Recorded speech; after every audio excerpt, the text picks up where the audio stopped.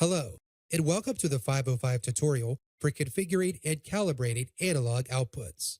In this tutorial, you will learn how to configure and calibrate analog outputs. The 505 has 6 4 to 20 milliamp analog output channels. Each channel can drive up to 600 ohm loads and provides fault monitoring of individual source and return currents.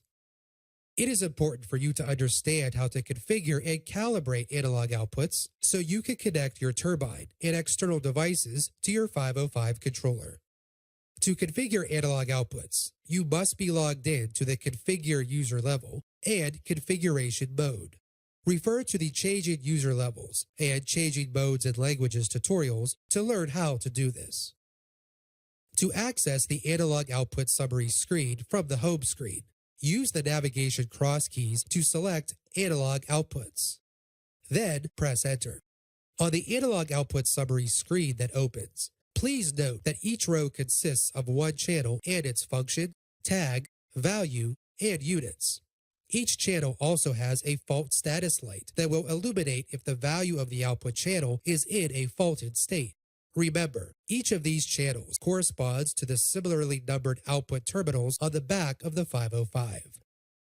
To select an analog output channel to configure, use the navigation cross keys to highlight the desired channel. For this demonstration, we'll choose A006. Then press Enter. The selected channel screen opens.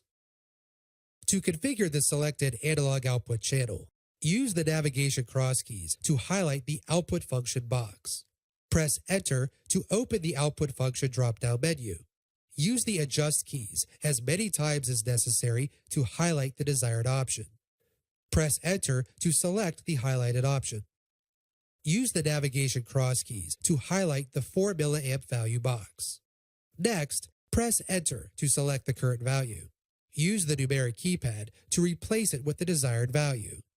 And then, press Enter again to confirm the change. Use the navigation cross keys to highlight the 20 milliamp value box. To replace the current value, you can either use the numeric keypad, like you did for the 4 milliamp value box, or you can use the Adjust keys to reach the desired value. For this demonstration, we will not change this value.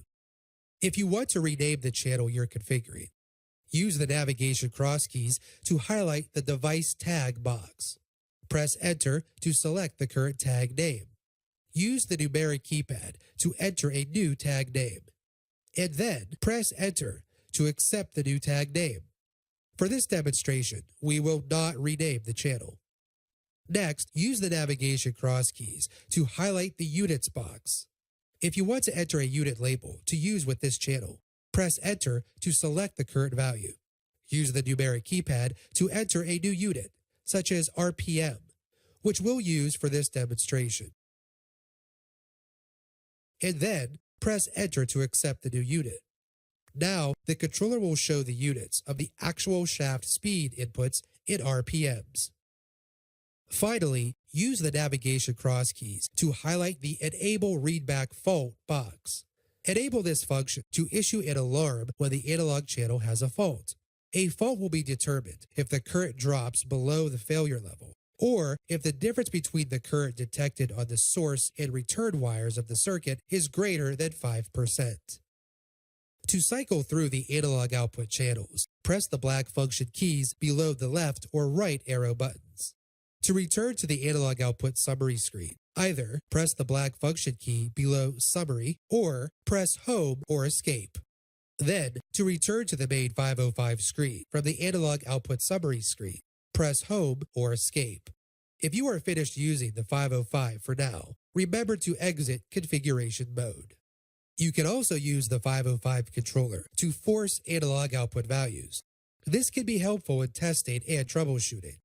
To do this, log into either the service or configure user level and put the controller into calibration mode. If you aren't sure how to do these things, refer to the Changing User Levels and Changing Modes and Languages tutorials. Once the controller is in calibration mode, return to the home screen. Then navigate back to the analog output summary screen. Use the navigation cross keys to highlight any of the analog output channels, and then press Enter.